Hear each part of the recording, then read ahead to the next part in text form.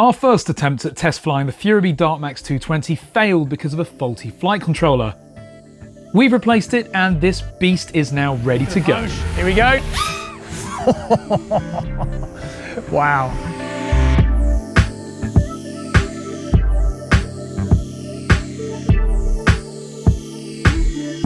So, as usual, it's a grey, miserable day in England, but I've got the Darkmax. Put a new PCB in there, or a new flight controller at least, that was sent to me from GearBest. I've also rigged up an XM Plus receiver instead of the little XM receiver that came with it. So now we've got diversity antenna, much better. I've got my little stubby antenna on the top, got the props fitted, everything looks nice. So let's get it powered up and fly it on LOS, line of sight first, see how it goes.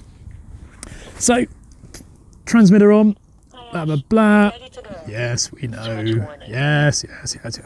Okay, first of all, change the model to the Darkmax, select, and then plug it in. Now, let's hope we don't have any issues this time, because I was gutted last time. Okay, all looking good. So, yeah, got spinning props, arm, good. We've got our modes working. Let's get it in the air and see how it goes. So, here we go. Now, it is a quite breezy day today, unfortunately, but it flies. No yaw issues this time. So with the new flight controller, I put in the configuration that the old flight controller had. So it's set up in exactly the same way. And this flies beautifully.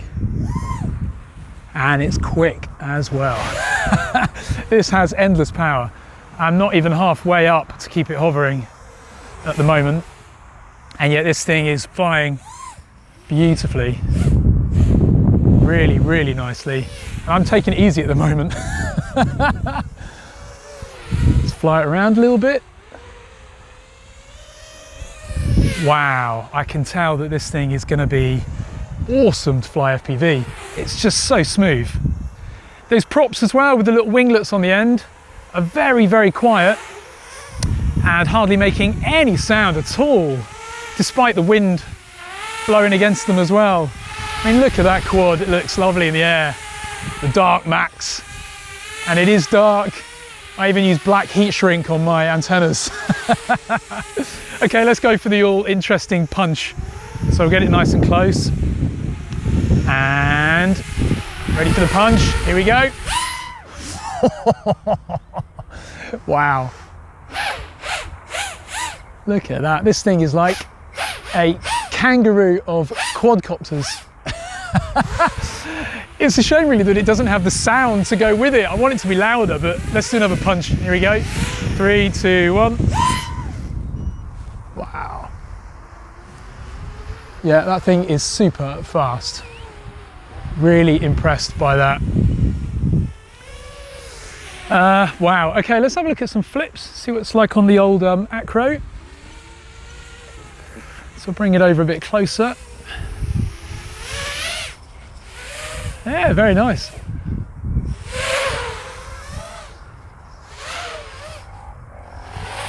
It's just so easy to control this quad. I think it's, you know, quite a lot of people say that flying with a 3S is harder than flying with a 4S. And I think the same applies to quads in general. When you've got more power, it's easier to fly because it's more stable. There's no doubt that this thing looks big in the air. Largely I think because it's black, so it's got quite a physical footprint, but it flies beautifully, absolutely beautifully. Really, really nice. I've got a dog in the vicinity here. Right, we'll do one more punch just because I really enjoyed that. Wow. You had the flight controller board just blip in there to tell me that voltage peaked. But this flies beautifully. Absolutely beautifully. And it's just so quick. Right, I reckon before I have too much fun and flatten the battery, let's get this hooked up on FPV and have a bit of a fly bit there. This is going to be a good one.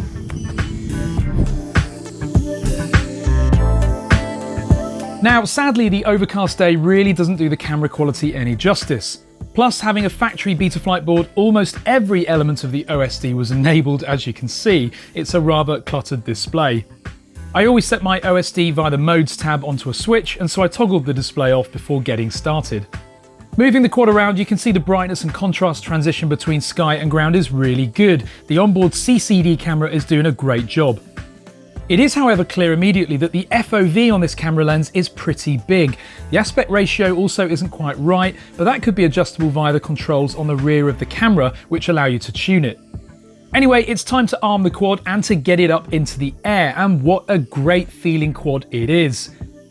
As per the LOS flight, hover is far below middle position, and this thing just has heaps of power. This is going to be fun.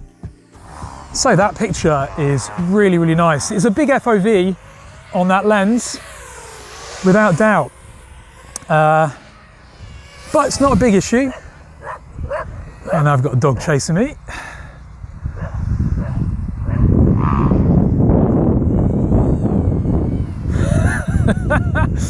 This thing flies really, really nicely. Just again, as I mentioned earlier, just above half throttle for the hover. And just plenty of spare power there. Just plenty of spare power. If you get in the slightest bit of trouble, just blip that throttle and up it goes. Now I've got quite a tilt on this camera here, perhaps more tilt than I would normally have, but it's going where I'm pointing it, but yeah, this camera's really, the camera is just so good on this. Really, really clear picture. And the reception is not bad. Now, in terms of the VTX, the invisible branches of death caught me on this occasion. Now, I blame cold fingers, but it's a combination of having not flown for a while through some really bad recent weather. I decided to put the incident behind me, get positive, fired up the quad again, took off and went for some more laps around the field. However, I actually ended up crashing into my own ass. Fortunately, it didn't hurt, but it did make me refocus a little bit. I really do love the camera quality on this quad. I think in some respects the FOV is a little bit too much for my personal preference. I have got a beeping now, so it's going to be landing time, unfortunately. But what a brilliant, brilliant quad. After you replace the FC on this, definitely need to tune it. The factory Betaflight PIDs are just not really going to cut it with this kind of quad, this kind of power, and it just doesn't really fly very nicely with the factory PIDs.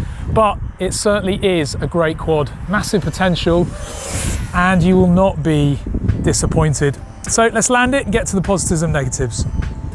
So there it is, finally we get to film the flight test of the Darkmax 220 and I loved it. And I've got very little in terms of negatives to say about the quad.